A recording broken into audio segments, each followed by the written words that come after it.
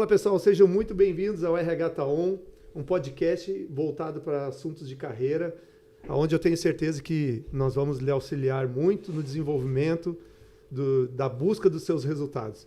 Nós teremos aqui, eu sou Osmar Lima, e nós teremos aqui muitos convidados para lhe trazer conteúdos que vão lhe ajudar na sua vida pessoal e profissional.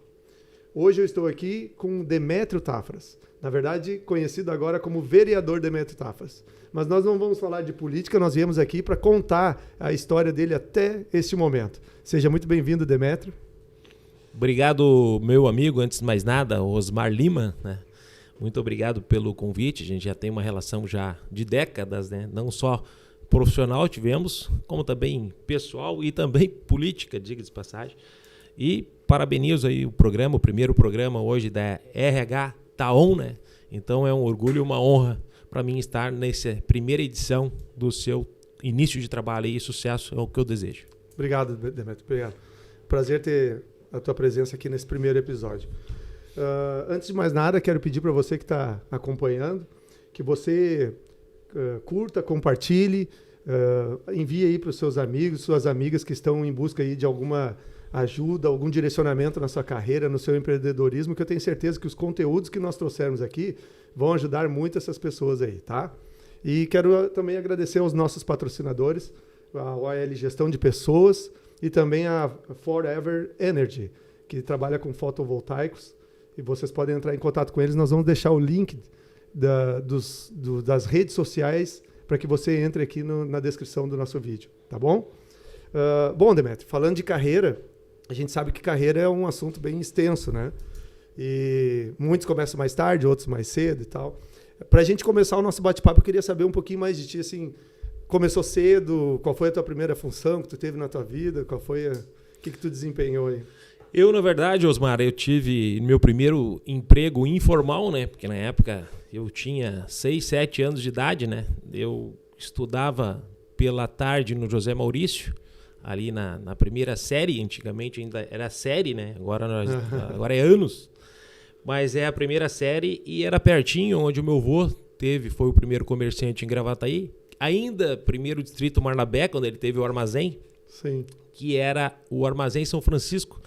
E depois, já na minha época, daí já tinha nascido, já estava com 6, 7 anos, iniciei ajudando ali no supermercado São Francisco, ali na 73, que hoje é bairro São Geraldo, né? Antigamente, Gravataí só tinha 3 distritos. E ali, depois que eu já estava com 6, 7 anos, já tinha nascido, e foi meu primeiro emprego, assim, informal, empacotando ali, sabe? Eu empacotava, pegava as fichinhas que pendurava ali, que o pessoal deixava a sacola quando chegava para não entrar para dentro do mercado com sacola.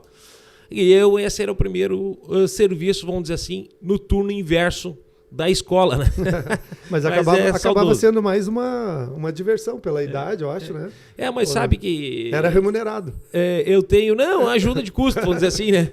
Mas, na verdade, eu sou favorável a gente começar cedo, sim, né? Porque tanto nos estudos, claro, que a prioridade tem que ser os estudos na minha avaliação, porque a qualificação se deve na tua formação educacional. Isso tem que ser o carro-chefe prioridade, né? Claro que a gente tem que ir atrás dos nossos sonhos, sem dúvida nenhuma, mas era um prazer que eu tinha ali de atender as pessoas, sempre tive... Claro que naquela época mais novinho e tal, a gente era mais tímido, mas eu gostava de estar no meio das pessoas, ajudar, servir, e eu sempre eu tenho uma peculiaridade comigo, eu sou uma pessoa que eu acho que praticamente desde que eu me conheço por gente, eu aprendi uma coisa, respeitar os mais velhos, né? Então, a gente prestando serviço, né? A gente aprende respeitando os mais velhos para te também prestar um serviço adequado com respeito ao próximo, com respeito ao cliente, né? Com respeito ao cidadão, porque, na verdade, ali, naquele momento, eu, como funcionário do mercado, vamos dizer assim, informal, eu estava prestando serviço ali para o cidadão que vinha gastar no supermercado do meu avô, né? Então, a gente tem que ter um atendimento sempre muito especial com as pessoas. Sabe, Demétrio, que tu falou aí de começar cedo, né? Eu também comecei, na verdade, com 14 anos, né? E tu sentiu que isso, por exemplo, atrapalhou tua infância, alguma coisa assim, de ter que ajudar a trabalhar ou não? O que tu achou disso? Não, eu acredito, no meu ponto de vista, que foi salutar, foi positivo, né? Na minha avaliação, foi bom, né? Para mim enxergar um mundo diferente. E às vezes as pessoas dizem assim, tu pulou etapas, né, da tua vida. Não, que eu conseguia também ali no final da tarde, eu saía um pouquinho ali da escola, né? Porque a gente não tinha internet, né? Eu me lembro que ali na 73 ali tinha o barral, que a gente chamava, que era um campinho de barro, que era o barral, que é um barro vermelho.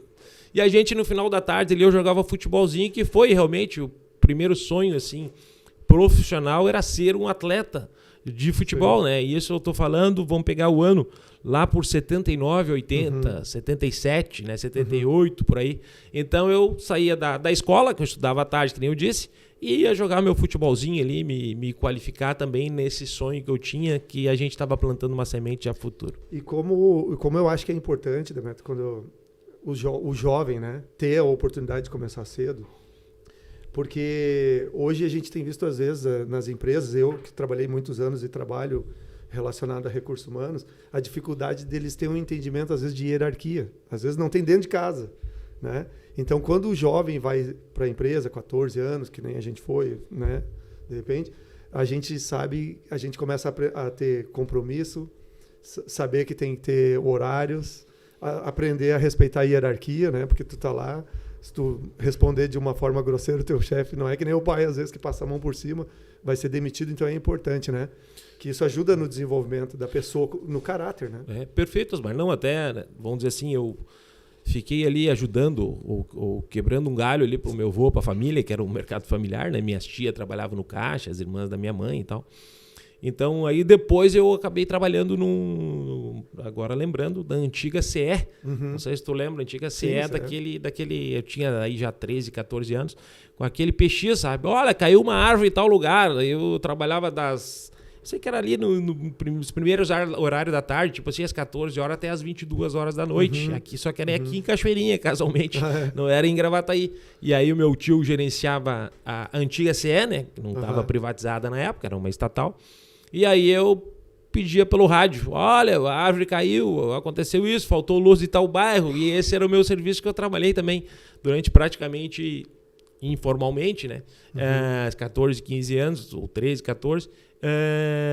Um ano ali eu trabalhei mais ou menos, né? Mas daí já formalmente. Aí já não, também não. Também não? Também não. Mas sabe? Na época era mais comum, né? Eu acho que era uma empresa terceirizada, alguma coisa que prestava algum serviço que era... Não sei se também, eu não lembro bem, sabe? É que o meu tio também, como era gerente ali da CE, né? Então acabou, de repente, tendo essa facilidade para mim já começar pegando uma experiência profissional e amadurecer também mais rápido. Mas deixa eu entender, tu ficava na rua visualizando as coisas que tinham acontecido e avisando pro rádio? Não, é que eles ligavam, o pessoal ligava pra CE aqui em Cachoeirinha, ligava.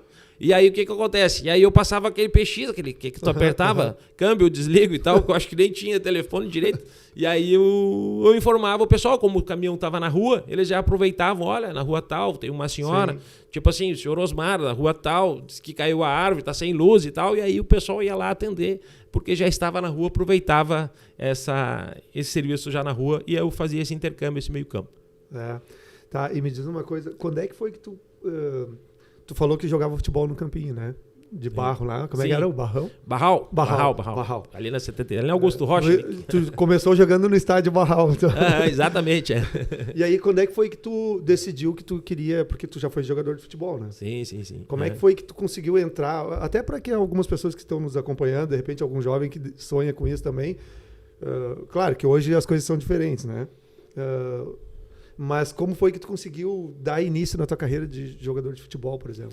Mas na minha época, Osmar, naquela época ainda, né, no final dos anos 70, né, início dos anos 80, né, os meninos praticamente, os coleguinhas assim da gente e tal, quase 100% tinham o sonho de ser jogador de futebol, né? Como também eu não poderia ser diferente. Sim. E aí depois do Barral, o que eu fiz? Eu comecei a jogar num campo de futebol, que era o campo ali do Centenário, que também ali na região onde eu morava, né? Ali na São Geraldo e tal, nasci e me criei ali, né? Eu sou nascido em Gravataí e tal. Tenho pai e vô, nome de rua, tem toda uma história familiar dos dois lados, tanto do lado de mãe como do lado de pai. Então eu comecei no primeiro clube de futebol de campo amador em Gravataí, foi no Centenário. Eu tinha ali 8, 9 anos, mais ou menos, que eu joguei ali, porque antes era só mais aos final de semana, não tinha esse treinamento no meio da semana. Então a gente jogava no sábado de manhã, ou no sábado da tarde, ou no domingo de manhã. E acabei jogando futebol ali, depois eu fui pro América.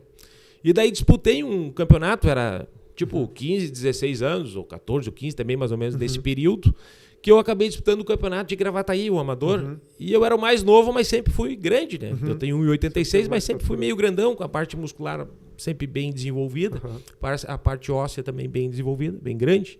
Isso até os peritos médicos lá do Inter, quando faziam avaliação física, diziam, pô, mas teus ossos aí são, me lembrando agora, né? Que nem o Dr. Motini e outros. Que passaram naquele período, eu já estou falando já lá como internacional, mas aí eu fui disputar uma competição amadora, né, que foi em 85, nós fomos para as finais, que as finais eram ali no Cerâmica, no campo do Cerâmica, não era estádio ainda, era o campo do Cerâmica. Onde é o treinamento hoje, não? Não, ali onde era hoje é o estádio, mas ali tem o campo ainda até hoje, só claro que fizeram uma reforma, melhoraram o campo, botaram grama, né, japonesa e tal. Mas na época era aquela grama normal, grama de jardim e tal. E nós jogamos ali as finais. E aí eu fui o guri mais novo, tinha 15 anos por aí, a ser campeão de Gravataí, né? Pelo América já, né? No segundo time amador que eu havia jogado aqui em Gravataí. E aí eu me lembro que o falecido Ayrton, seu Ayrton, que era o treinador naquele momento, ele disse assim, Demétrio, tem 3 times aqui que vieram atrás de ti para te jogar. Que era o Aimoré... Olheiros. Os olheiros, O Aimoré, o São José e o Novo Hamburgo. Mas eu não dei o teu telefone para eles. Ah, mas por que, senhor Ayrton? Porque tu tem que jogar em capacidade para jogar no Grêmio ou no Inter. Olha bem, ele falou assim. Olha né? E aí, alguém que acreditou em ti. Exatamente. Aí eu tenho um zagueiro no meu time ali, em 85. Ele me convidou para fazer um teste no Grêmio, sabe? Vamos fazer um teste lá no Grêmio e tal. E o Grêmio... chegou Rachão? Não era Carecão. Rachão? Carecão. Rachão era no Inter, não? Não. Mas era o Carecão, sabe? Ali no Olímpico, né? Tem o campo do lado ali. Claro, hoje já não deve existir, não sei como é que tá lá a situação. Mas aí fui fazer um teste. Só que nós saímos, eu não sabia pegar o ônibus direito, sempre aqui em Gravataí, né? É difícil ir para Porto Alegre. Mas fui com esse o Darley, um morador ali perto de cá, mas era meu zagueiro na época que nós somos campeão, sabe? Mas eu jogava sempre do meio para frente. Nunca atrás, sempre do meio para frente. Fui o goleador do campeonato e tudo. E ele disse, vamos fazer um teste, Demétrio, lá no... mas eu não sei, é Porto Alegre. Não, mas vamos junto de ônibus, pegamos o Sogil, tá. Saímos daqui 6 da manhã, cara. Sabe que hora era o teste? Ficamos ansiando no Olímpico, porque eu não sabia os horários. Era o teste da categoria 71, que é o ano que eu nasci. Que era a estrela naquele momento, era o Assis, irmão do Ronaldinho, meia esquerda, sabe? E aí chegamos eu e ele, ficamos até às 6 da tarde, cara, foi o teste. Girando por tudo e tal. Da manhã até... daí eu era meio... Dentro de campo eu era meio metido, né? Fora não, fora só uma moça, vamos dizer assim. Mas aí, Osmar, daí eu cheguei e disse assim, mas esse cara toca na bola e faz gol, rapaz, esse meio esquerda. Quem é esse rapaz? Então, eu não sabia. Tinha caído de paraquedas em Gravataí, em Porto Alegre, né? Aí eu digo, vou voltar. Eu tava de centroavante, eu vou voltar pra marcar esse meio esquerdo aqui, que é o tal de Assis, que tinha feito acho que uns 12 gols até ali. Puxa. Marquei e não tocou mais na bola, sabe? Daí terminou o treino, chamaram os 9 meninos ali que estavam de teste, e só eu tinha sido, teoricamente, aprovado para voltar na segunda-feira. Aí o meu camarada... Tu começou jogando na frente e voltou marcando ele. Mas olha bem... Tu teve uma mudança de carreira dentro do não, mas a pior curto. Vai vir ainda. A pior vai vir ainda. Dentro de um período curto. Aí eu cheguei, ele disse assim... Aí o rapaz não passou, o Darley esse. Aí eu disse, eu não sei, é Porto Alegre, eu não vou mais.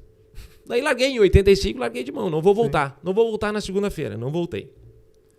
Aí um ano depois de 86, né? Um goleiro aqui de Gravataí, goleiro do 3 Estrelas, estava no grupo principal do Juvenil B do Internacional, na categoria Juvenil B. Ele disse, Demétrio, vamos lá fazer um teste. Vamos comigo? Daí eu digo, cara, mas eu sou gremista, eu não... Bom, eu vou lá para te acompanhar para olhar o treino. Não, mas ele já aproveita e já treina junto com a gente. Daí, porque era da mesma categoria, do mesmo ano. Daí eu peguei uma chuteirinha OP dura, criava calo, bastante bolha. Que na época não tinha essa chuteira que tem hoje, né? Era bem amadorzona, assim, as chuteiras. E pesado. Aí eu disse, eu vou, mas eu vou de zagueiro. Porque eu não quero passar, eu sou gremista. Aí fui. Tu foi fazer o teste no Inter para não passar. Para não passar. Olha aí, porque eu tinha essa ideia. Pô, eu sou gremista, não tem como jogar no Inter, né? A gente tinha essa ideia que, na verdade... Esse pensamento é uma falta de profissionalismo. Mas na época era bem comum, né? Tinha uma rixa maior. E eu digo assim, não é que nem hoje, que tá muito mais profissionalizado. Sim. Antes, meu sonho é jogar no Inter, meu sonho é jogar no Grêmio. Né? Não, hoje eu sonho em ser um jogador de futebol. Você vai jogar no Inter, no Grêmio, São Paulo, né?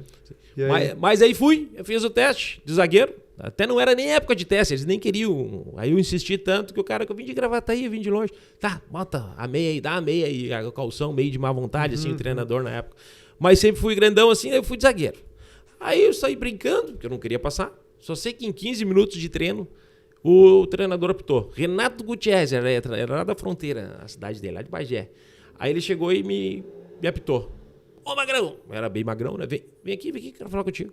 Tu joga algum time aí, do amador aí, profissional aí? Tu joga no Aimoré, joga em algum lugar? Não, jogo lá na Várzea, em Gravataí. Falei pra ele assim, né? Então disse, não, pode ficar com nós, já te prepara que daqui um mês nós estamos em viagem pro Rio de Janeiro, pro Campeonato Juvenil B brasileiro do Rio de Janeiro. Pô, foi tudo meio rápido, sabe? Ontem eu não queria passar. Hoje eu não... E aí o que aconteceu? Aí no decorrer faltava zagueiro, naquela época, que era o zagueiro Aloysio Pinga, era o goleiro Tafarel. Naquela época, 88, 89. Faltava zagueiro, quem é que eles chamavam para completar o profissional? Era eu. Aí era eu, a zaga reserva era eu e o falecido Laércio, que hoje já é falecido, que ele tinha a perna esquerda, e o Aloysio Pinga. Aí o time do Inter era um timão na época, né? Ali em 88, entendeu? Naquela Copa União. Era o Luiz Carlos Vinck, era o Casimiro, era o Marquinhos, o meio-campo do Inter, o Norberto, alguns assim. O Edu Lima, que batia como ninguém, o Amarildo eu peguei, o Nilson, o centroavante, então. Só que eu completava, vamos dizer assim, o time reserva do profissional. Aí peguei o Abel Braga de treinador, peguei o Cláudio Duarte, peguei alguns treinadores aí. E aí em 92, quando o Inter ganhou a Copa do Brasil. A única, né? A única, na Copa do Brasil. Aí eu completava e treinava com eles. Até fiquei no banco de alguns jogos, né? Porque, na época, eu estava enquadrado, o futebol estava enquadrado pela legislação Lei Zico, que se chamava. E a Lei Zico podia escrever nas competições atletas da categoria de base. Podia ser 4, só 4. Né? Então eu peguei a Lei Zico. Só que a Lei Zico, eu sempre digo, a gente teve esse termômetro aí na Lei Zico, passei e vivenciei ela, porque eu me profissionalizei neste ano, em 92, nessa Copa do Brasil. Depois fui muito emprestado para o interior, pelo Internacional. Sim. Mas a Lei Zico tinha o atleta, ele era meio escravo. Por que escravo? Tipo assim, o clube quer fazer contrato contigo. Aí ele te oferecia R$2.000 de salário, exemplo. Daí tu não queria. Porque a carreira é curta, 9, 10 anos, R$2.000. Aí teu passe eles botavam o que quisesse na federação. Não. Tu não quer ficar aqui no clube? Então vou te botar o teu passe, que já aconteceu comigo isso. Por $1 milhão. Daí tu não conseguia sair, tu ficava escravo, ficava amarrado. E tu tinha que assinar ou tu acabava a tua carreira. Puxa vida. Era ruim essa Lei Zico pro atleta.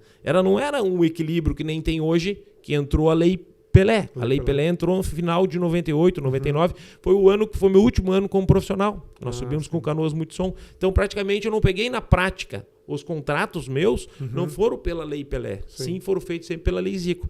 Ao que diz a Lei Pelé hoje na questão da escravidão do atleta ou não? Hoje, se o clube te oferecer R$1.000 e tu não aceitar, vai teu passe para a federação. 100 vezes mais... Um clube vai lá, deposita e leva o jogador. Já leva. Então, isso representa... Se eu te oferecer R$1.000, vem o Flamengo interessado no Osmar, né? O atleta. E vai lá, deposita R$100.000 e leva o Osmar pro Flamengo. Sim. É diferente. Na época, tipo assim, $1 milhão. Não era, entendeu? Não era 100 vezes mais na Lei Zico que te oferecia, que o clube oferecia. Então, tu se tornava escravo. Hoje não, hoje tem um equilíbrio. Por que hoje a meninada já faz contratos aos 16 anos, né? Por que hoje o jogador da categoria de base ganha 40, 50, 60 mil? Porque 100 vezes mais é o que vale. Tu vai ter que pagar uma multa, para esse atleta tu levar 100 vezes mais, que está na Lei Pelé. Né? Então isso dá um equilíbrio, né? Dá um equilíbrio entre empregado e empregador. Entendeu? Aí é uma coisa mais justa a Lei Zico hoje. Deixava o jogador amarrado, né? Sim. Tá, e me diz uma coisa, e tu tinha empresário na época? Como é que foi? Era tu que fazia a negociação? Na verdade, foi uma pergunta boa. Porque geralmente hoje a gente ouve montes falar sobre isso, né? Empresário. Até hoje o Grêmio tá com problema com o empresário, né? Com o menino Adriel.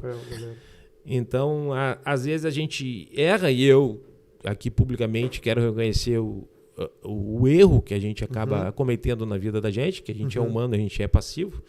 Eu perdi meu pai com 9 anos de idade. Então, fiz muito a minha vida, assim, as coisas muito da minha cabeça, muito sozinho, sem muita opinião, né? Porque o pai que é a base ali, principalmente o homem, né? Claro, minha mãe existe, graças a Deus, tá bem, de saúde, tudo, hoje, até hoje. Só que eu perdi com 9 anos. Então, o que acontece? Eu fazia meus contratos, esses empréstimos do Internacional com o Guarani de Cruz Alta, com o Esportivo, com o Lajadense, com o Brasil de Farroupilha. Eu mesmo fazia diretamente. E quando eu voltei ao clube em 95, que eles queriam fazer um contrato de 3 anos com o Internacional para mim ficar disputando o Gauchão e o Campeonato Brasileiro, que daí seria 3 anos de contrato. Eu me lembro que eu saí do Portão 8 ali, num treinamento no profissional ali, que na época era o Célio Silva, era o Pim, era essa turma aí. Aí eu tô saindo, o Gamar, cheguei a pegar também, né? O Goicoechea, o treinador, até o goleiro, até eu tenho... eu lembro eu até tenho, acho que eu te mostrei lá no gabinete, né? O álbum do Brasileirão, onde eu saí em 95. Da Panini, da editora Abril Panini. Nessa Copa do Brasil eu tava na arquibancada lá. Sim. De 92. 92. Eu e meus irmãos. Aí eu saí do Portão 8 ali, aí o empresário grande, aí, o maior, eu não vou preservar o nome dele, o empresário chegou, estacionou um baita de um carrão e disse assim, Demétrio, o presidente do clube, do Internacional, quer que eu intervenha nesse contrato aí, que eles querem fazer um contrato de 3 anos, até fiquei sabendo por ele. E eu queria uma procuração tua, né? Pra eu te representar. E daí eu disse pra ele exatamente isso que eu falei há pouco. Eu perdi meu pai aos 9 anos, eu sempre fiz as coisas sozinho, mas te agradeço. Eu vou fazer o contrato sozinho. Só que a gente não entende que cada um na sua área. Né? Claro. E ele era o empresário que fazia contrato, e ele que tinha parceria com o presidente do clube do Internacional, ele que falava a linguagem do clube, ele que representava o clube, que eu não sabia, para aqueles jogadores, para aqueles jogadores que era da base, né? Por questão de negócios, não sei, de afinidades, né? Então a gente não vai entrar nesse mérito aí. Só que eu acabei não aceitando, e com isso me custou praticamente o meu futuro profissional da carreira. Pra te ver como na política a gente fala da política, mas a política em qualquer profissão ela está inserida, né? Como no futebol, né? Na tua área de marketing, na tua área, daqui a pouco tu tem concorrentes aí também na tua área. Então, a empresa, né? A empresa, política da empresa, né? Exatamente, né? Tu que trabalhou tantos anos numa grande empresa aí, a Dana Albros aí, né? É o que rege o direcionamento da empresa. Né? Então, na verdade, a gente acaba... Às vezes, mesmo sendo um ex-atleta, acaba a gente botando a bola fora ou fazendo uma jogada errada, mas que acaba trazendo prejuízo a longo prazo, ou a médio prazo, ou até a curto prazo na tua carreira profissional. Tá, mas daí, a partir daí, tu acabou deixando a função, daí tu ficou mais 3 anos, tu falou? Daí eu fui, aí eu fiz o contrato. Tu chegou a fazer? Eu cheguei a fazer o contrato. Daí o Pedro Paulo Záquia era o presidente e o Luiz Fernando Záquia... eu mesmo, sozinho. E o Luiz Fernando Záquia era o diretor de futebol, que era o irmão dele. Mas o que acontece? Aí a proposta era tipo R$3.000. Era menos que eu ganhava no interior. Sim. Porque eu não tinha empresário. Para valorizar o contrato. E acabei eu assinando e eu disse, eu vou assinar esse contrato, menos que eu ganho dos contratos do interior, mesmo o Inter me emprestando, mas para mostrar que eu tenho condições de vestir, sim, essa camisa do Esporte Clube Internacional. E aí assinei o contrato por 3 anos. E aí eu fiz uns jogos no Gauchão com o Cláudio Duarte em 95, só para te ter uma ideia. Como é importante a questão de relacionamento e política. O último jogo que eu joguei no profissional foi Internacional em Veranópolis, lá em Veranópolis. Depois tinha o jogo em Santana de Livramento, o treinador era o Cláudio Duarte, e depois o Grenal decisivo, que era o Luiz Felipe Scolari, o treinador na época, no Olímpico. Em Veranópolis, era eu e o Argel, a zaga, eu fui escolhido, foi assim, o Estrada era o jornalista aqui de Cachoeirinha, casualmente, ele era da Bandeirantes, já faleceu há pouco, né? E ele fez uma enquete na Rádio Bandeirantes, quem é o melhor em campo? Os 8 torcedores, ele foi na arquibancada, os 8 torcedores, o Magrão lá, o 4, camisa 4, que era eu. Legal. Então, olha bem, olha o último jogo que eu joguei. E na Gaúcha eu fui melhor em campo, porque o comentarista, o Renato Marcília, era o comentarista, me deu o voto, porque daí ele tinha direito a 2 votos contra um, né? De um outro comentarista ali, o narrador, não sei como é que é na época. E eu acabei também pela Gaúcha sendo o melhor em campo. Que legal. Mas eu quero dizer pra ti, Osmar, que na verdade... muito pesou a gente não ter um bom representante fora de campo. Porque depois eles não botaram mais para jogar. Tinha saído na 0 hora, tinha saído matéria. Então, se tu não souber jogar, fazer o jogo, seja a área que for, as pessoas te escanteiam. Mesmo achando que tu tá correto, mesmo a gente fazendo as coisas certas, tu me conhece, a gente procura ser o mais justo e honesto possível, mais perfeito possível, né? Porque ainda mais a gente que sabe que tem alguém para julgar, não é o homem que está julgando. Sim, é Deus, né? A gente que acredita em Deus, então a gente tem que ter um respeito e um cuidado por tudo que a gente vai fazer. Mas, lamentavelmente, né, nos dias que a gente vive, às vezes a gente tem que ser um pouco político e ter um pouco mais de jogo de cintura. Verdade. Poxa, uma pena, né? Daí, depois disso, tu acabou saindo da parte do futebol. Em 99, daí eu acabei jogando, então, o último clube no Canoas Multissom. E aí subimos com o Canoas Multissom, daí eu tinha um convite, 4 times do interior. Só como eu tava com uma criança pequena, eu tinha meu primeiro filho, o Matheus, né? Eu tava com 1 aninho. Daí ir pro interior, viajar, ficar longe da família a semana toda. Daí eu até vinha sempre no final de semana, porque às vezes Bento é perto, Farroupilha é perto, Lajeado também é perto, né? Então, mas eu tava, sabe quando a gente perde a inspiração? E eu não gosto de fazer as coisas sem vontade. Porque eu sempre procuro a perfeição do que eu vou fazer. É meu jeito. Então eu tenho que estar com vontade para fazer bem, senão eu não vou conseguir. E eu acabei tendo um convite na época daí do seu ali, tem um hotel ali na 118 e tal. E aí, vem trabalhar com a gente e tal. Daí logo em seguida tu foi para ali pro hotel. Daí logo, foi onde nós nos conhecemos. Né? Foi a minha primeira experiência de carteira assinada mesmo, né? De carteira assinada fora o futebol, porque o futebol também tem carteira assinada, né? Tenho vários carimbos do Internacional, de outros clubes. Mas eu digo, tirando o futebol, de outra área, foi ali. Foi nesse hotel, né? Onde eu comecei na recepção, depois gerenciei a recepção do hotel e depois gerenciei. Fiquei 5 anos ali. Antes da gente falar dessa parte do hotel, que foi onde a gente se conheceu ali, eu só queria te fazer uma pergunta. Como é que foi para ti com relação, por mais que tu disse assim, poxa, eu sou gremista e eu ia vestir a camisa do Inter. Como é que foi a primeira vez, assim, que te entregaram a camisa do Inter e tu botou ela? Como é que te deu algum sentimento de tipo, puxa... Mas sabe que na hora, Osmar, a gente não pensa. A gente vai pro jogo, a gente não pensa, sabe? A gente não fica, claro, dá uma pensadinha rápida, mas não mistura as coisas. Sim. Tu estando dentro de campo, sabe? Legal. Fora até tu, sabe?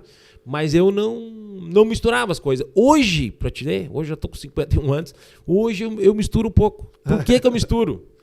Eu não me exponho. O pessoal me diz assim, pô, Demetrio, tu nunca fala, tu é político, mas tu nunca fala que tu foi atleta do Internacional e tal. Tu nunca expõe, pode ver, se tu vê nas redes sociais, assim, tu não vê muito essa...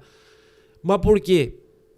Isso é uma coisa, particularidade minha, pessoal. Até estou dizendo publicamente aqui pela primeira vez. Até eu acho que se eu falei para 1 ou 2 pessoas isso que eu vou dizer agora, é muito. É que como eu sou gremista e joguei no Internacional, então eu não me sinto muito à vontade de falar de futebol, entendeu? Puxa. Até isso. Quem me conhece sabe, eu sou uma pessoa que a minha palavra é uma só. A gente tem um certo... sou muito conservador em algumas coisas. Então, até eu acho, mas como é que eu vou usar o Inter, né? Agradeço tudo pelo clube que fez por mim, né? Me profissionalizei, respeito enormemente. Mas como é que eu vou usar o clube que eu joguei, que eu fui atleta profissional, de alto rendimento, para fazer política, se eu sou gremista? Então a gente fica meio... Lá, não, isso aí não se discute. Pega a história, por exemplo, esses tempos eu tive numa palestra que o Tinga tava falando, e o Tinga até diz assim, que na palestra dele ele diz assim... Não vista a camisa da empresa, vista a tua camisa. Quando tu veste a tua camisa, tu vai demonstrar quem tu é, quem tu faz, a tua profissionalidade, teu caráter, e aonde tu estiver, tu vai deixar a tua história. E aí ele falou assim, por que hoje ele é amado, tanto pela torcida do Inter quanto pela do Grêmio, né? Porque ele vestiu a camisa dele, entendeu? Sim, perfeito. Então, assim, no teu caso, por mais que de repente hoje tu até não te sente à vontade de falar, mas enquanto esteve lá, tu vestiu ela... Não, sem dúvida. Como foi, né? Mas é que eu digo, sabe o que é, Osmar? Que dê um exemplo. Eu fui no Vila Branca, entrei uma vez há uns 8 anos atrás, ali no campo do Vila Branca. Tô falando dessa história há 8 anos atrás, mas já entrei em outras oportunidades ali no campo do Vila Branca. Aí o rapaz da Copa gritou, pá, que bom, Demetrio, que tu chegou aqui. Tu me deu aquele quadro do Fernando Carvalho, quando foi campeão presidente do Globo. Eu fiz um quadro junto com ele, com o Fernando Carvalho, que era meu amigo. Agora a gente perdeu um pouco o contato total. Sim. Até por sinal pode voltar a ter um novo contato, porque ele está tentando negociar junto à prefeitura, que talvez o estádio Cerâmica volte para a prefeitura. E aí o Fernando Carvalho tem uma ideia de montar uma equipe aqui com o Clube Atlético Cerâmico, o mesmo nome e tudo, e trazer os atletas, né, o ex-presidente do Inter. Então há uma possibilidade de acontecer isso. Falando desse caso. Mas eu entrei no Vila Branca, aí o cara, que bom! Eu fiz uma aposta valendo uma churrascada e 2 caixas de cerveja. Tá aqui o quadrinho aqui, tu tá do lado do Fernando Carvalho, o maior presidente que o Inter já teve. O cara é coloradão. Fiz com o Cabelo, apelido do Cabelo, um cara que estudou comigo lá nos anos 70, lá no Ponte Verde, na escola Ponte Verde. Depois de José Maurício, eu fiz meu ensino ali fundamental no Ponte Verde, né? Saí do José Maurício e fui para séries iniciais depois. E o cara me conhece bem, então, né? E aí o cara apostou que eu era gremista. E o cara apostou que eu era colorado. E aí o que aconteceu, velho? Pô, eu fiquei sem mudo. Na hora pensei, o que eu vou dizer? Pô, cara, eu vou te falar a verdade. Que eu trabalho sempre em cima da verdade, eu sou gremista. Eu não acredito, pô, o cara ficou louco comigo até, eu vou pouco lá agora. Botou um X no teu rosto. Perdeu a aposta. Não, contando essa linha, até tem uma outra. Não sei se vocês ouviram falar do Jacaré, um meia esquerda, que era famoso. Não. Na época ali dos anos... início dos anos 90, 91, 90. Ele era famoso no Avaí, sabe? No time profissional lá, fazia gol e tudo. E aí teve um... Eles queriam fazer um negócio, estava entre o Grêmio e o Inter, disputando esse meia esquerda do Avaí.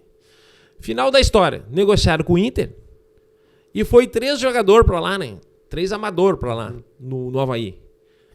Olha bem, a transação parecia que estava tudo concreto. Era eu, o Fábio e o Rodrigo.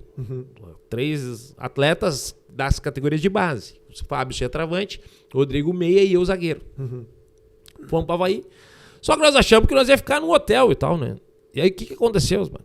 O dirigente, o conselheiro do Inter, que é de lá, representa o clube, tem uma casa e nos botou numa barraca, rapaz. Numa barraca, na beira de uma das praias ali, não me recordo agora bem, da Armação, Praia da Armação. Na beira da praia, numa barraca, pra nós ir treinar no outro dia. Ficamos 3 dias dormindo numa barraca, o negócio foi desfeito, não deu certo. E nós voltamos. E aí a matéria saiu até na 0 Hora naquela época. Saímos ali na 0 Hora, histórias do futebol, sabe? Tinha um momento. E saiu nós na barraca com as luzinhas, um ajudando o outro, acendendo, cheio de mosquito, assim. Tem a matéria. Mas olha que coisa, cara. Que pé frio. E nós loucos pra jogar. O Avaí também tava bem, né? Nós loucos. E ali nós éramos amadores. Pô, vamos jogar o Campeonato Catarinense. Tava iniciando o ano, né? Ia ser show. Acabou desfazendo todo o negócio, né? De última hora. E voltamos pra Porto Alegre. Sabe que eu passei por uma situação, eu trabalhei em casas de eventos, né? Atendendo algumas pessoas e atendia os jogadores de futebol também, né? E aí teve um jogador de futebol, que eu não vou citar o nome dele. Ele pegou e disse assim pra mim: e aí tu, hein? Tu é gremista, né? E aí eu falei pra ele: o que tu acha? E ele: esse é dos meus, mas não falei nada, né? Sim. Eu não disse não vai desagradar. Não, deixa que ele pense o que ele quiser. Eu disse: o que tu acha? Ele: é dos meus, é gremista, isso aí.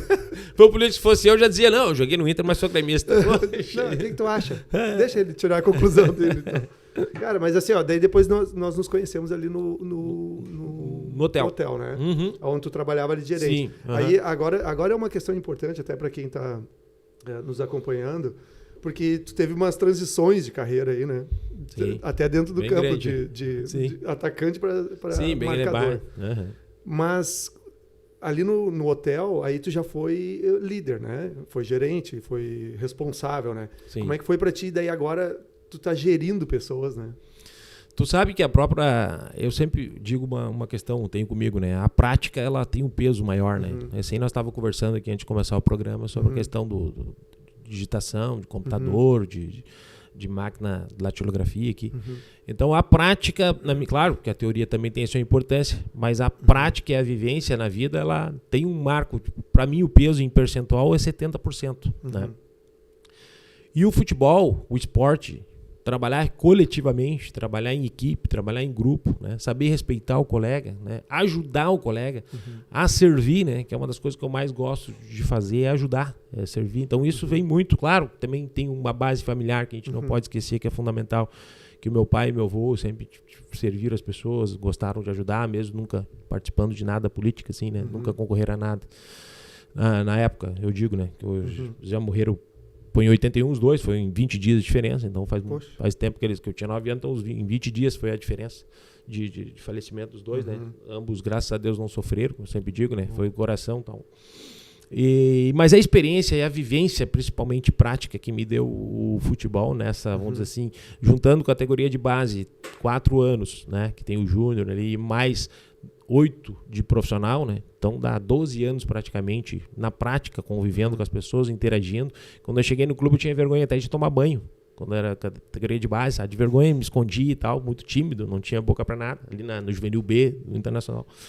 Então isso te deu mais comunicação, te deu uma liberdade, te deu várias condições, né, psicológicas, físicas, de relação, para mim gerenciar grupos, né, na minha vivência na prática, porque eu sou formado na área da educação física, né, então eu não tenho essa, que nem tu tem de RH, de gestão, lidar com pessoas, tecnicamente falando, eu não tenho essa formação. E hoje ainda tem essa facilidade, tem curso online, tem faculdade, tem um monte de coisa que tu pode ir, até o próprio YouTube, né? Ajuda muita gente com conteúdos que possam ajudar a gerir pessoas, né? Não, sem dúvida, sem dúvida. Mas só que tem bases. Na marra. Mas tem bases, Osmar, que eu sempre digo, é que nem assim, ó, o caráter da pessoa. Exemplo. Sim. O caráter tu não consegue, por mais que tu vai estudar, por mais que tu vai vivenciar, por mais que tu vai trabalhar, o caráter é aquele teu, cara. Entendeu? Então tem coisas na vida porque a gente não tem como mudar. Então, tu pode desenvolver a questão, algumas coisas teóricas, desenvolver na prática, tu praticar para melhorar na parte teórica, unir as duas coisas, beleza. Então essa vivência do esporte me deu para administrar grupos, né? Grupos que nem na equipe de trabalho no Radar. Por exemplo, eu chego ali na churrascaria hoje, o cara que me conheceu quando era gerente disse, pô, tu foi o melhor gerente que esse hotel já teve. Olha que legal, né? É legal.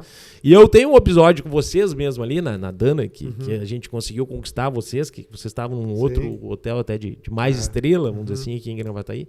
E vocês ficaram conosco ali, que a gente interagiu quando era gerente, até da recepção. Conseguimos trazer vocês para lá, Dana. Todos os nossos treinamentos. Exatamente. Era treinamentos, era muita receita que entrava ali pro hotel da Dana. Para te ver, eu tenho o 4º andar do hotel, que era apartamentos, nós transformamos em salas. Salas de curso de apoio para vocês, né? E eu tenho um episódio também que eu me reclamaram lá embaixo, tava o filho do dono do hotel aprendendo comigo ali na recepção. E aí ele meio se assustou, que o Ivo Non, do diretor lá na época, lá ligou, pô, mas vocês não tem máquina de xerox aqui para fazer xerox aqui para nossas pastilhas de treinamento aqui, né? Para as pastinhas de treinamento. Ah, não, é que ela tá estragada e tal, ficou todo nervoso, porque desligou, e o cara xingou ele, sabe? O Ivo, com razão, né? Cliente sempre tem razão. Aí eu cheguei, mas peraí, mas por que tu não pegou o carro aqui do hotel e manda alguém ali no centro de Gravataí fazer... Tu não pode deixar, eu chamei rapidamente. E nesse meio tempo vinha o elevador, né? Que era 4º andar, vinha descendo. Lá vem o homem, ele vai me dar um carro, né? Eu como gerente do hotel, ele vai me cobrar. E aí eu acabei, o cara veio, tava saindo. Espera aí, eu disse pra ele. Eu disse pro cara, do motorista do hotel, espera aqui sentado. Na recepção tinha um banquinho, ele espera aí. Aí o Ivo Nol desce com as pastas. Já sei o problema. Estou aqui, tá aguardando só o senhor. O que o senhor quer que tire cópia? Que nós vamos no centro rapidinho e já trouxemos tudo aí. Aí ele veio bravo, mudou a filosofia. Quebrei ele. Ele me entregou, por lá, acho que 15 minutos, já trouxe de volta, entregamos para ele as cópias, ele saiu maravilhado e satisfeito. Então, a gente tem que ter, para cada área, a gente tem um jeitinho para agradar o cliente. Senão tu perde, porque a concorrência em tudo que é lugar, né? Inclusive, nós tínhamos uma concorrência muito forte naquela época, até hoje tem, que é um hotel americano de 5 estrelas que tinha muito mais condição, vamos dizer assim, física e de equipe, e de valores até, e de estrutura, mas a nossa tinha uma diferença, que era interagir com essa interação. Não era uma coisa robótica, né? Era uma coisa de relação. Então a gente tinha um pouco de relação com o cliente também, que isso fideliza também. Mas tu sabe, Demetrio, que quando a gente fala dessa questão de atendimento ao cliente, quando eu falo em alguns treinamentos, algumas palestras, algumas coisas assim, sobre relacionamento com o cliente, eu sempre comento assim, ó, se tu for numa pizzaria, ela pode ter a melhor pizza. Se o atendimento for ruim, tu não quer voltar, é ou não é? É verdade. Agora, a pizza não é a melhor, não é ruim, não é a melhor, mas o atendimento é excelente. Tu volta lá. Então, assim, ó, o atendimento, o tete a tete com o cliente, a forma de lidar, de saber lidar com as pessoas é o que vai fazer o diferencial. E essa questão aí que tu contou do Ivo, né, no caso, tu não deixou de atender ele, né, e conseguiu suprir a necessidade dele. Por isso que a gente tinha, a empresa gostava demais de fazer o treinamento ali com vocês, né? A gente era sempre bem acolhido. Olha, eu vou dizer, foi uns 4 anos. Por aí. Desde que eu estava de gerente, vocês estavam ali. E sabe, tem uma peculiaridade, eu disse pro outro, que eu me lembrei falando, Osmar. Eu disse pro dono do hotel assim, vocês cuidem com a Dana, cuidem que é uma empresa que te dá, né, praticamente a metade do teu faturamento. É que nem uma AGM hoje em Gravataí, né? A Receita. Então, vocês dão uma atenção. Aí o dono achou que eu estava querendo me valorizar, porque acabou eu trazendo a empresa, eu dava atenção. E depois eu acho que ele não deu muita importância como devia. Um ano depois, logo depois no outro ano, já não foi renovado mais o contrato ali, porque tem licitação, né? A empresa de vocês passava por licitação também nessa questão de treinamento, de hotel. E eles acabaram naquele momento, não porque a gente é fundamental, mas também a gente tem que dar uma atenção para o teu principal cliente, tem que dar uma atenção realmente maior, né? Mas falando de negócio, Demétrio, tu pensa o seguinte, né? Gravataí agora está se tornando uma Gravataí melhor, né? Não fazendo propaganda de nada, mas a gente vê a evolução de Gravataí andando nas ruas, né? Mas nunca foi um local turístico. Né? É ou não é? Sem dúvida. Nunca tu foi para São Paulo e ouviu alguém dizer, eu quero ir para Gravataí, conhecer Gravataí. Eles falam Gramado, Porto Alegre e tal, claro. Mas não falam. Então, o que acontece? Um hotel aqui, essa parceria com a empresa é importante, né? Porque, que nem tu falou, olha o que traz de receita, de treinamento, de receita ordinária, né? Sim. Receita ali que tu sabe, mensalmente. Porque o que acontece? Os nossos hotéis aqui, eles seriam demandas, né? Tem uma Fórmula Truck. Sim. Tem esporádico, né? Alguma coisa no Tarumã, né? Stock Car, que lota o hotel, né? Sempre lotou. Mas é aquele final de semana, né? Já a Dana, as empresas, elas tem que dar uma atenção especial, sim. Sim. Até contar um episódio aqui que aconteceu com o Demétrio. Eu estava lá no hotel, lá no restaurante. Tu deve lembrar disso. Estava lá no restaurante e eu estava de camisa social branca, né? E aí chegou um atendente com uma tábua de costelão. Sim. E aí ele perguntou para mim, quer um costelão, Osmar? E ainda me chamou pelo nome, só que quando ele virou, me lavou a camisa branca de sangue, de caldo, de carne. Não recorda disso? Vai, e aí eu com a camisa toda assim, e agora? Como é que eu vou trabalhar e tal, né? E aí eu me lembro que tu tava passando ali, me viu ali e disse, não, vem aqui. Foi lá, me deu uma camisa e tal. Depois do dia que eu fui devolver, tu disse, não, pode ficar com ela. Me lembrei. Então, então vou te ver, né? Mesmo a gente gosta de servir desde aí, mesmo antes de pensar em concorrer a alguma coisa pública. Mas me diz uma coisa agora, já que tu falou na questão dessa parte pública, né? Falando na questão assim só da tua carreira política, que tu entrou nela. O que te fez levar? Porque assim, vamos ser sinceros, tá? Hoje, por exemplo, ainda mais hoje com as redes sociais, com a internet, tudo tão avançado, às vezes a gente nem acredita o que é verdade, não sabe o que é verdade, o que é mentira e tal. E por mais que estão tentando combater fake news, uma ou outra coisa sempre acaba fugindo. Mas, principalmente, a visão política, ela tem, sinceramente, assim, perante muitas pessoas, tanto que eles não gostam, às vezes, nem de falar, né, de política. Sim. Tem essa questão de uma imagem não tão boa. Sim. Né? Tu sempre foi uma pessoa que gostou de atender, de ajudar as pessoas, né? O que te fez, assim, pensar, assim, de tipo, eu vou começar a partir para a parte política? Tua família nunca teve algum envolvimento, alguma coisa? O que te fez, assim? Não, mas na verdade, em família, né? Teve o convite do falecido Abílio pro meu pai, né? Que dizem, na época que eu acabei não indo, era muito pequeno, então me senti muita dor quando eu perdi ele, então eu acabei não indo no velório nem no enterro, né? Hoje, se tu me perguntar se eu me arrependo, porque depois de alguns anos eu fui no cemitério e não parava de chorar, assim, lembrando o passado e tal. Acho que eu deveria ter naquele momento, se tivesse que indicar hoje, meu pai ou a mãe morreu, um menino de 8, 9, 10 anos, eu ia indicar para os pais levar ele, né? Levar. Isso é uma questão minha, particular. Sim. Também, né? Mas o que me levou para entrar? Eu trabalhava 15 anos num trabalho social, numa entidade, que eu atendia atleta e ex-atletas. Mas aí era um público X que eu conseguia atender. Então sempre, como eu digo, desde que eu me conheço por gente, assim, né? Da minha adolescência, eu pedi a Deus assim, me usar, né? Me usar para me ajudar as pessoas, que é o que eu gosto, é que nem a minha mãe. Ela adora, ela faz com o maior prazer, quem conhece a minha família sabe. Até porque é fácil conhecer a minha família, nascemos todos aqui, então...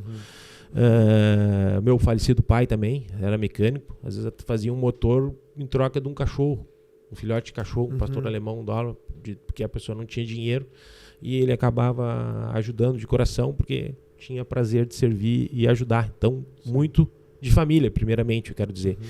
E agora voltando para mim pessoalmente, eu adoro e tenho o prazer de ajudar. Daí eu digo, eu estou ajudando uma camada. Aonde que eu poderia ajudar uma camada e pedir a Deus, me guia. Tanto que na minha eleição, essa que eu me elegi em 2016, já vou dar até um testemunho aqui, Deus me deu um sinal, não vou entrar muito no mérito nem em detalhe, né, porque senão vai longe aqui. E a gente tem tempo, né? Deus me deu um sinal, eu já tinha concorrido a outras oportunidades, e disse, tu desta vez vai ser vereador. Tu está preparado. Poxa, que né? Que eu dei umas cabeçadas e tal, então até isso a gente fica chateado que a gente não se elegeu anteriormente, mas Deus faz de propósito isso para ti, para te amadurecer, para te estar preparado. Só vai ganhar a eleição quando tu estiver preparado. Tipo assim, né? Isso que eu senti comigo particularmente falando. Tanto que às 16 horas do dia da eleição de 2016, de outubro de 2016, foi 2 ou 3 a eleição, ninguém me encontrou mais. Eu fiquei até às 21 horas quando eles me encontraram. Eu não atendi o telefone porque eu estava agradecendo a Deus em casa. Porque ele me deu um sinal que ia ser 16 votos de diferença para o primeiro suplente do meu partido na época. Puxa. Em abril eu assumi em 2017. Daí em abril eu comecei a avaliar onde foi as escolas, porque a gente está chegando, é cru, primeiro mandato, primeiros meses de mandato. Eu digo, vamos olhar no sistema eleitoral, ali na TRE, onde que eu fiz os votos em Gravataí, qual é as escolas, para a gente ter um mapeamento, aí mais partindo para a questão técnica. E tu sabe que o meu adversário do primeiro suplente, onde eu fiz os 16 votos, foi do lado da casa dele. Puxa. Do lado da casa dele, no Morro Agudo, lá para dentro, que eu não sabia onde era a localização da escola. Não sabia onde era o endereço da escola. Onde conseguiu aqueles votos. Não sabia o nome da escola direito. Só ali. E aí Deus mostrou para mim ali em abril, me arrepio até, porque ele disse assim, filho, agora tu tá preparado. Eu te mostrei que no teu adversário foi onde tu fez os 16 votos de diferença que eu disse que ia acontecer para ti. Coisa tremenda, então me marcou. E eu tenho, com isso a gente tem uma obrigação maior ainda com Deus, né? Sim. Então a gente sempre, toda a tarde no gabinete, a gente faz um minuto de sabedoria, acho que tu até já participou, acho que quando foi lá, né, uma parte da Bíblia, quando vem algum pastor ou o que for, a gente pede uma oração ali também, né, para fortalecer e pedir proteção, porque é que nem eu digo, se a gente não botar nos dias de hoje, o carro-chefe, principalmente nessa área política, que nem está falando, está muito marginalizado, mas ninguém é igual, né? Então a gente tem que ser justo na hora da avaliação. Isso que eu peço sempre. Sim. Por isso que eu faço a cada 6 meses prestação de contas do mandato. Peço que as pessoas me julguem. Sim. Eu faço tudo documentado, né? Hoje mesmo me pediram uma questão, não pode ser verbal, que eu vou documentar. Tu já passou por isso, já pediu algumas coisas no bairro. A gente tem mais de 15 mil pedidos resolvidos em 6, 7 anos de mandato que a gente intermediou, né? Demandas, requerimentos, ofícios, que tu já presenciou isso no próprio bairro teu lá, que tu já havia pedido. Então, por isso que eu documento, que nem a gente documentou em janeiro de 2017, abrindo mão de todos os benefícios que eu achava ruim, aquelas diárias. Eu não era vereador, olhando de fora. A nossa cidade já foi a que mais gastou no Brasil de diárias, apareceu no Fantástico. Então eu achava errado, e aqui está aqui. A gente documentou no cartório, documentamos na casa.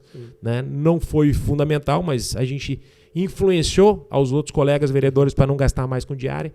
Com isso, se comparando a um mandato que eu não era vereador, no mandato anterior, que seria de 2013 a 2016, e depois a gente fez uma avaliação, pedi para o contador lá, o Thiago da casa, fazer uma avaliação com a minha atitude e as demais colegas, o que ocorreu de economia, e foi em torno de 3 milhões e 800 mil a 4 milhões e 200, uma média, dando uma média para encurtar, 2017, 2018, 2019 e 2020, uma média de 4 milhões por ano de economia, se comparando ao mandato anterior com uma atitude desta que a gente registrou no cartório, que está documentado. Então não tem como dizer que contra fatos não há argumentos, por isso que eu gosto de documentar tudo. Então, de repente, dessa relação assim de a minha imagem com uma imagem que está meio distorcida aí. Tu sabe que no início eu tive dificuldade, Osmar. No início eu tive, em 2017, que as pessoas ainda não me conheciam e não conseguiam julgar. Mas as pessoas, eu aposto, que não misturar a questão política. Às vezes está com outro político, aí quer marginalizar, ou inventar, ou criar um fake news, que isso aí é direito de cada um, não é eu que vou mudar isso, não consigo mudar.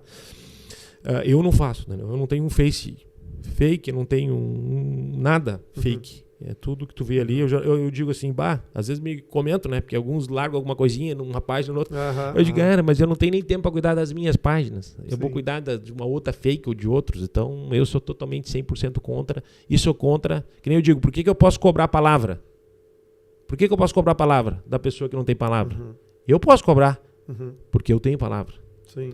Aquele que na prática não tem palavra, como é que vai cobrar de um outro que está errôneo com a palavra ou não está cumprindo com a palavra? Sim. Então, por isso que eu sempre documento as coisas, para dizer assim, ó, tá aqui, tá documentado. Eu sempre já fiz um desafio, que diz que tem outros políticos que registraram, abrindo mão de todos os benefícios, não tem problema, respeito. Sim.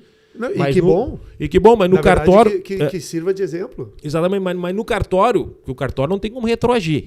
Tá lá documentado. No cartório é meu registro. Então, se alguém tiver antes de mim, eu até largo o meu mandato. Não, se alguém tiver comprovado Sim. no cartório que tomou uma atitude dessa, né, responsável, acabando com as diárias, forçando que acabasse com as diárias e outros benefícios, nem telefone, isso e aquilo, não tem problema, eu largo meu mandato agora, entendeu? Não estou sendo mais do que ninguém, mas é fato, tá documentado. Até que seja de exemplo, né, Demetrio? Na verdade, assim, ó, porque o que a gente vê da tua história, quando tu fala que sempre gostou de servir, de fazer os negócios, pelo que a gente vê, essa tua disposição de ter aberto mão de coisas assim, foi para um bem maior, não foi para promoção própria. Né? Acredito eu. Com certeza, porque mas então, tu traz uma economia que volta 4 milhões para o executivo, né? Outras pessoas que venham também a seguir o mesmo exemplo e fazer a mesma coisa, tu está trazendo um exemplo e um benefício para todo mundo, né? De alguma forma. E hoje, até eu como vice-presidente hoje da Câmara que eu sou, eu digo para ti hoje, a nossa casa, dos 497 municípios que existem no estado, é a mais enxuta do estado do Rio Grande do Sul. Sim. E ela já foi a que mais gastou. Sim. Aí tu vai dizer assim, quando começou isso? Em 2017. Foi meu primeiro ano de mandato. Pô, legal. Então uma andorinha às vezes ajuda sim a fazer o verão, né? Sim, legal. Tá, e agora assim, ó, falando ainda nessa questão de carreira, que tu teve toda essa transição, jogador de futebol, tal. Na parte quando tu entra também, em todos esses momentos, tu comentou que alguém ali te auxiliou, né? O que tu acha, assim, a importância de tu ter pessoas, de indicações, o QI que eles chamam, né? Quem indica, né?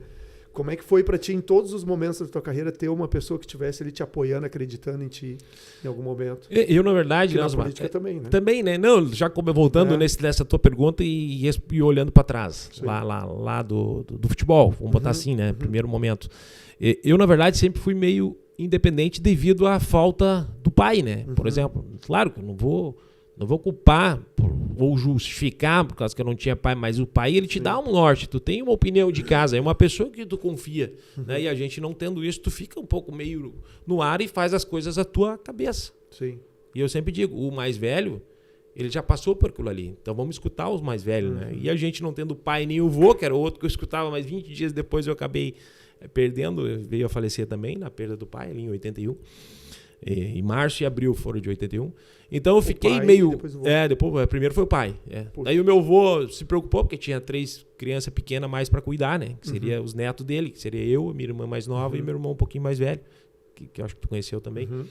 Então ele acabou se preocupando e trouxe para dentro da casa dele. Aí 20 dias depois, eu acho que essa preocupação deu um infarto nele, ele acabou também falecendo. Então essa... É que nem na política agora, saindo de lá para a política. Geralmente, se tu olhar os políticos, eles têm alguns padrinhos. Sim. Eles têm padrinho político, né? Essas grandes lideranças e tal. E eu tô há 20 anos apoiando, ou concorrendo, ou com mandato, juntando tudo há 20 anos. Então, o que acontece? Eu nunca tive, assim, na política, e nem tenho hoje, sabe? Tipo assim, uma empresa que é aquela que me apoia. Eu não tive até hoje. Sim. Um político que me apoia. Também não tive, entendeu? Sim. Claro, tem a minha equipe de trabalho, que a gente conversa, a gente se reúne toda segunda-feira para planejar a semana e fazer um resumo da semana passada. A gente tem equipe de trabalho, né? Sim. Mas a gente não tem hoje para me te dizer, quem é o teu padrinho, mas tem um lado bom. A gente acaba não ficando também amarrado com ninguém, que às vezes tu se compromete com uma coisa e tu não gosta de fazer aquela coisa, porque tu entende que é errado. Então também a gente faz, vamos dizer assim, acertar ou errar, eu faço hoje, com todo, te digo de boca cheia, faço da minha maneira, faço a política da minha maneira. Sim. Se ela está certa ou errada, eu não vou culpar ninguém nem nada. Se errar, o culpado sou eu. Se acertar, também sou eu e a minha equipe, entendeu? Legal. E a gratidão, né? Uma coisa que eu sempre comento com os meus filhos em casa, né, Demetrio? A principal coisa que a gente tem que ter no coração é a gratidão. Tu tem que ser grato a Deus, ou em que tu acredita, né? Pelo que tu tem Porque muitas vezes o que tu tem é o sonho de outras pessoas. Né? Eu digo isso para meus filhos. Às vezes tu acha que o que tu tem é pouco, o que tu tem é o sonho de muitos. Né? Muitas pessoas sonham em ter o que tu tem. E a mesma coisa na vida profissional. Acredito que na tua vida, nessas pessoas que te auxiliaram, quando jogador de futebol e tal, a gente sempre mantém a gratidão. E eu digo isso para eles, assim, sempre ensino meus filhos. Seja grato a Deus, seja grato àquelas pessoas que te estenderam a mão quando tu necessitou. Essas pessoas, elas têm que estar contigo. E quando tu estiver bem e estiver por cima, nunca esqueça dessas pessoas que te ajudaram, né? Tu sabe que eu digo uma coisa, Osmar, nesse sentido, né? Às vezes eu comento até internamente, assim, quando a gente vê as coisas erradas, assim, não julgar de uma maneira que a gente tem dúvida, mas julgar do que aconteceu, tá ali, fato, aconteceu, que a gente entende que fizeram errado e tal. E aí, às vezes, eu tenho um termômetro da minha palavra junto com outra pessoa, eu dou a minha posição. Não pode acreditar em Deus, uma pessoa fazendo uma coisa dessa. Até na televisão, quando a gente vê, eu não acredito. Né? Eu acredito 100% em Deus. Por isso que eu cuido do que eu faço. Eu fiscalizo o que eu faço. Entendeu? Eu sou grato, que nem tu diz, gratidão. Mas hoje, poucas pessoas que têm uma filosofia de vida de gratidão. Ou têm uma filosofia de assumir o erro. Porque se tu assumir publicamente o erro, que ninguém é perfeito, tu não... Teoricamente... possivelmente, né? Tu vai mostrar humildade e não vai, tu vai reconhecer e não vai cometer um novo erro. Aquele erro, pelo menos, né? Tu vai cometer erros novos. Sim. Então, eu vejo muitas pessoas também errando e não assumindo, botando na culpa dos outros e, na verdade, tu tomou a atitude errada, né? Sim. Então, isso é lamentável. Por isso que o mundo tá aí, né? Que a gente se entristece com muitas coisas que a gente vê, né? Eu queria que tu deixasse, então, pro pessoal aí, com toda essa tua história aí de vida, assim, alguma reflexão da importância do comprometimento, da carreira, de buscar os seus sonhos. Fica à vontade para dar. O principal de tudo que eu posso deixar aqui no meu resumo de vida que eu levo, né? Primeira coisa é acreditar em Deus, ter fé em Deus, né? E tu tendo fé e acreditar, tu vai respeitar.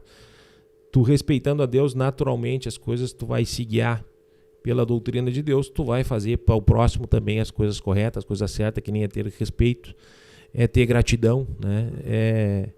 É honrar a família, né? E ter principalmente mais amor ao próximo, que hoje está faltando muito na minha avaliação, sabe? Parece que as pessoas só olham o seu umbigo e esquece do outro. E a gente tem quase 7 bilhões mais de 7 bilhões de pessoas no mundo. E a gente não vive sozinho, não mora sozinho, não leva nada dessa vida, principalmente as questões materiais, a gente não vai levar nada dessa vida. Sim. E que a gente pede que Deus nos ajude cada dia mais, né? A gente agradece por tudo que Ele faz, mas para mudar principalmente a questão pessoal, de amor ao próximo, que eu peço sempre a Deus que as pessoas tenham mais amor ao próximo e não só cuide do seu umbigo, porque as coisas vão melhorar, porque hoje está muito difícil e cada vez, até a pandemia, sabe, Osmar, eu ainda fiz uma reflexão boa, é um sinal para a população, para a gente melhorar como ser humano, né? E a gente vê depois da pandemia, que ainda continua, claro, mas parece que piorou, mas eu só peço que Deus abençoe a cada um de nós, né? E que a gente mude cada vez mais para melhor. Então tá, Demétrio, agradeço mais uma vez a tua presença aqui. Quero dizer, tu gosta de economizar, não, financeiramente? Sim, eu sou meio mão de vaca, o apelido meu. Eu vou indicar de novo, então, o nosso parceiro aí, que é a Forever Energy, que eles trabalham com painéis fotovoltaicos. Eu botei na minha casa, então eu posso falar por experiência própria. Desde junho do ano passado, eu não sei o que é pagar uma conta de luz. Pá, que show. E no verão, aí, nesse calorão, aí, a gente ficou quase que 24 horas com os ar-condicionado ligado lá. É uma maravilha, eu vou botar na descrição ali, se vocês quiserem procurar e conhecer. E você que tem empresa e gostaria de divulgar e participar aqui, nós vamos deixar uma descrição, entra aí nas nossas redes sociais. Falar em redes sociais, não quer deixar a tua rede social aí pro pessoal para acompanhar o teu trabalho? Aí? Maravilha, Osmar. Até vou fazer um resumo. A gente tem a página do vereador Demétrio Tafras. Peço que curtam para acompanhar o mandato. Eu sempre peço, eu não falo em voto, sim, é acompanhar o mandato.